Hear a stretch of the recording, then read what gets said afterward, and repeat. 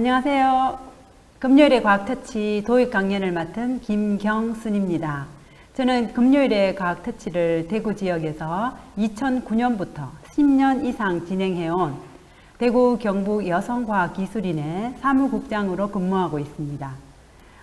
오늘 제가 친구들과 나눠볼 과학 이야기는 코로나 상황에서 가장 절실하고 가장 중요한 건강에 관한 이야기입니다.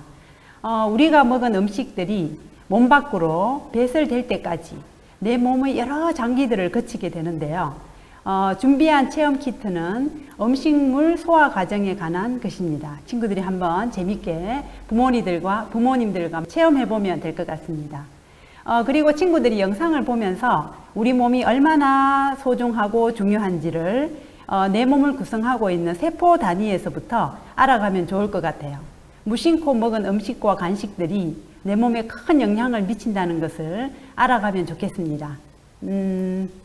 그리고 내 몸에 유익한 운동을 하고 음식을 먹고 뭐 이런 것들이 굉장히 중요하겠지만 그것보다도 더 중요한 것은 사실 면역력을 키우는 건데, 이 면역세포가 우리 몸 속에서 우리 장 속에 60에서 70% 이상 존재한다는 것을 다음 슬라이드를 통해서 쭉 알아갈 건데요.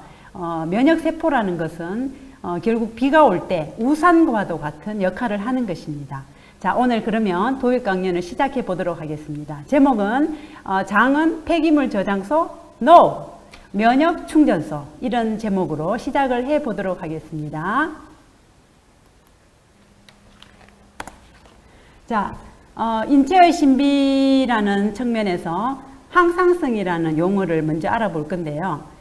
살아있는 생물의 가장 큰 특징이라고 하면 외부의 자극을 받아들이고 그에 대해서 반응하면서 외부 환경이 변하더라도 체내의 상태를 일정하게 유지하려는 성격을 가지고 있습니다.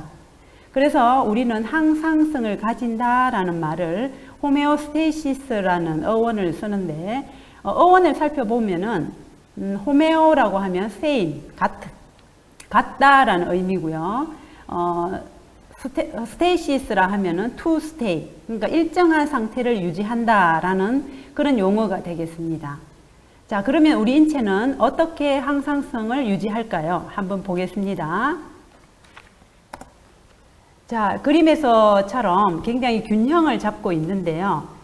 우리 인체가 외부의 자극을 받으면 항상성을 유지하게 되는데 어떠한 기전에 의해서 조절이 되는가? 결국은 우리 몸의 신경이나 호르몬에 의해서 신체 기능을 조절하고요. 그 다음에 우리가 더울 때 피부를 통해서 땀을 낸다든지, 또 신장을 통해서 소변을 배설한다든지, 호흡을 할 때 O2를 들이마시고 CO2를 내뱉는다든지, 이 모든 기관들이 다 협력을 해서 우리 몸의 항상성을 유지하게 됩니다. 즉, 그러니까 영양분이나 수분, 염류들은 외부 환경으로부터 우리 몸속에 들어오고, 소화되지 않은 잔여물들은 외부 환경으로 배설이 됩니다. 소변이나 대변이나 이런 것들로 배출이 되겠죠.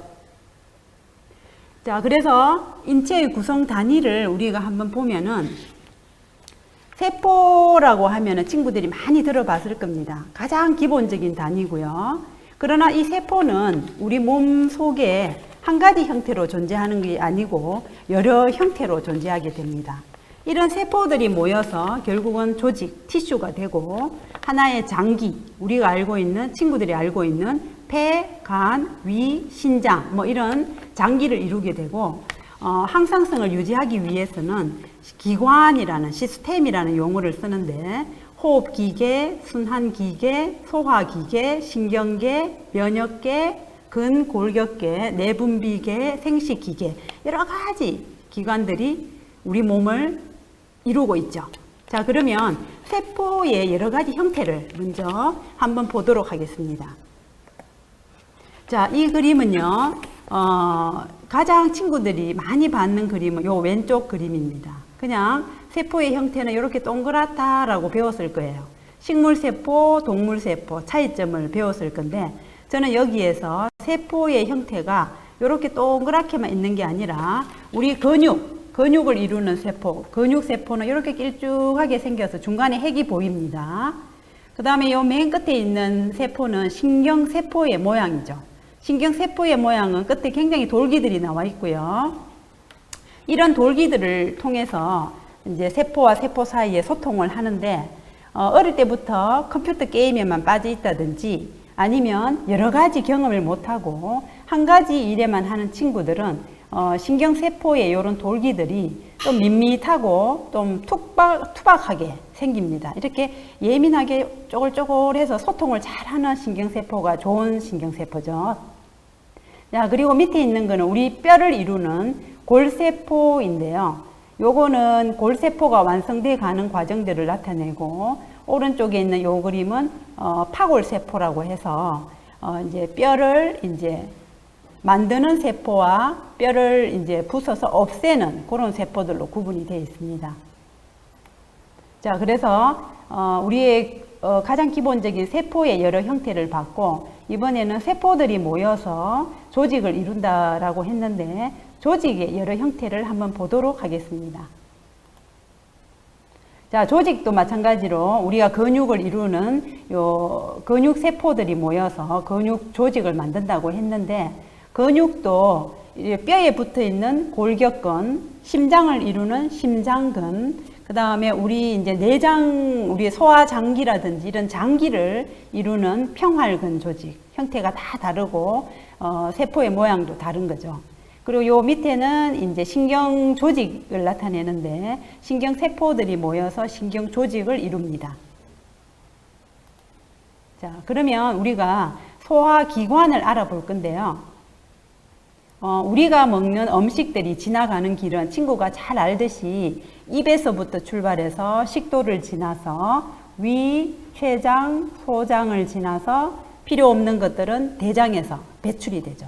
자, 우리가 먹은 음식들은 입을 통해서 위를 지나고 소장, 대장을 지나서 배출이 되니까 이 음식이 처음에 말했는 대로 굉장히 우리 몸의 모든 기관을 다 지나게 되니까 이 음식이 굉장히 중요하다라는 것을 친구들이 알았으면 좋겠어요. 자, 이 그림도 친구들이 많이 봤을 건데, 식도에서부터 위, 소장, 대장, 그리고 간이라든지 췌장은 소화기관의 부속기관으로 알고 있으면 되겠습니다. 자, 소화기관에서는 우리가 소화라는 단어를 많이 쓰는데요. 소화라고 하는 말은 큰 분자에서 작은 분자로 쪼개는 과정을 소화라고 합니다. 그러면 이 소화라는 것은 결국은 흡수를 하기 위한 단계라고 할 수 있는데요.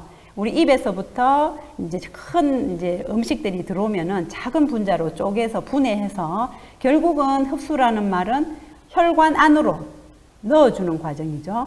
다음 슬라이드를 보면 요거는 이제 소장의 한 면이고요. 요 면에 더 이렇게 현미경적으로 자세하게 한번 보면은 친구들이 이렇게 하나하나 장관을, 소장을 이루는 요 벽들이 이렇게 돌기가 되어 있고요. 그 다음에 이제 요 안에 보면은 혈관들, 모세 혈관들이 이제 안에 이렇게 있어서 결국은 소화라는 과정을 통해서 작게 부서진 것은 혈액 안으로 들어오게 하는 흡수 과정이 목표가 되는 거죠. 자, 오른쪽에도 보면은 좀 더 자세하게 나와 있는데, 소장의 형태에서 요 면에 있는 육모라든지 돌기들을 보면은 안에 모세 혈관들이 보이고, 요 세포들을 보면 하나하나를 보면은 오른쪽에 장 점막에 돌출되어 있는 육모의 전자현미경적 사진이 되겠습니다. 그래서 결국은 우리가 소화시킨 작은 분자들은 혈관 안으로 들어오게 되는 그 단계가 흡수가 되고요. 그 다음에 간이나 여러 가지 기관을 통해서 대사가 일어나서 필요 없는 것들은 우리 몸 밖으로 배설이 됩니다. 자, 그 다음 우리는 우리의 장을 흔히 제2의 뇌라고 합니다. 왜 제2의 뇌라고 하느냐 하면은 우리 몸 속에 들어오는 세균이라든지 바이러스라든지 이런 것들이 우리 몸에 들어왔을 때 우리 몸을 지키기 위해서 면역세포를 가동을 시키는데, 백혈구에 여러 가지 종류들이 많이 있고, 그래서 이제 혈액 속에서는 이 백혈구가 상대적으로 짧게 존재하지만은 조직의 바깥쪽에서 대부분 방어 기전에 참여를 합니다. 그리고 이러한 우리 몸의 면역세포의 60에서 70%는 장 속에 존재하기 때문에 굉장히 소화기관이 중요한 역할을 한다라는 거고, 이 그림에서 보면은 파랗게 염색된 요게 이제 백혈구가 해당되는데, 요 육모 사이에 있다가 이제 방어 작용에 관여를 하게 됩니다. 자, 우리 몸 속의 장 속의 환경은요, 그림에서처럼 굉장히 좋은 균, 유익균과 유해균 두 가지가 존재를 하고 있고, 또 중간균이라 해서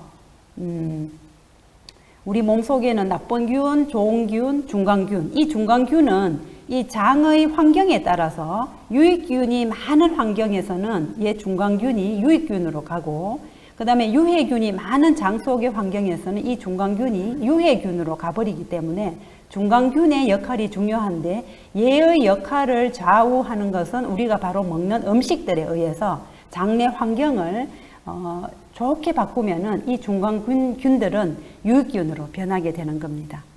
그리고 장의 기능이 떨어지면 제일 먼저 감소하는 것이 면역력이라는 것을 한 번 더 얘기하고 싶습니다.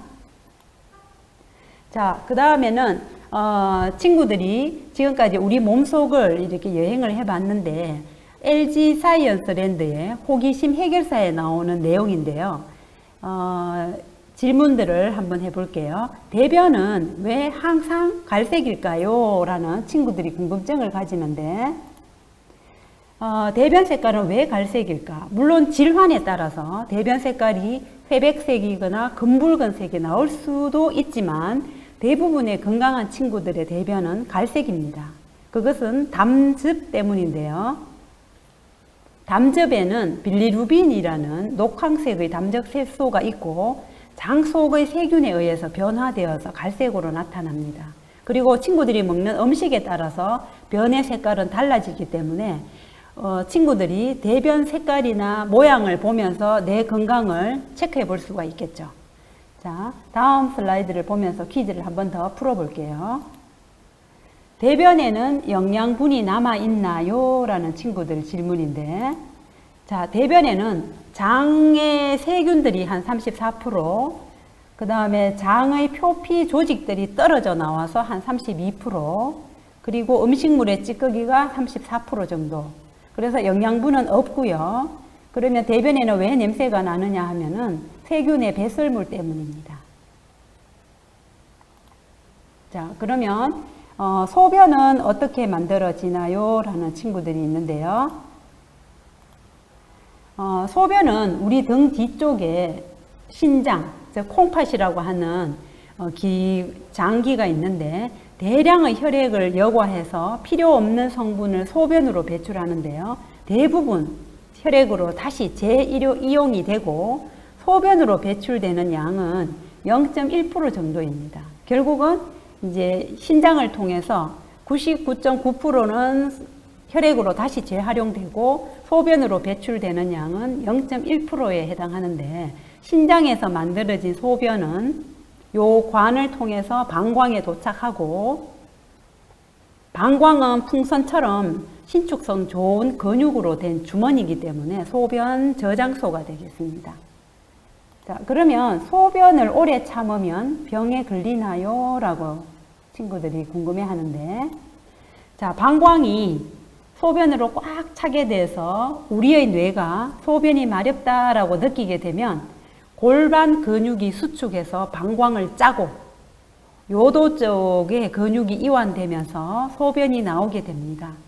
보통 통상적으로 350에서 700ml 정도는 저장이 되지만, 인위적으로 소변을 친구들이 참게 되면은 방광벽의 근육들이 혹처럼 불룩불룩 나오기도 하고요. 그리고 세균에 의해서 방광염 등에도 걸리기 때문에 소변은 오래 참으면 안 될 것 같아요. 자, 친구들이 알긴산 나트륨과 색소를 섞은 물을 주사기에 넣고 이렇게 튜브에다가 이렇게 넣어주면은 입을 통해서, 위를 통해서, 소장과 대장을 통해서 음식물이 지나가듯이 요 액체가 이렇게 흘러가는 것을 보면서 친구들이 음식의 소화 과정에 대해서 한번 생각해 보면 좋을 것 같습니다. 친구들 시청해 주셔서 감사드리고요. 친구들의 건강은 부모님들의 기쁨입니다. 그래서 영상에서 계속 강조했듯이 우리가 먹는 음식들이 바로 소화장기를 통해서 배출될 때까지 내 몸의 건강을 지키기 때문에 친구들이 항상 먹는 음식을 소중하게 다루고 건강을 소중하게 여기면 좋겠습니다. 감사합니다.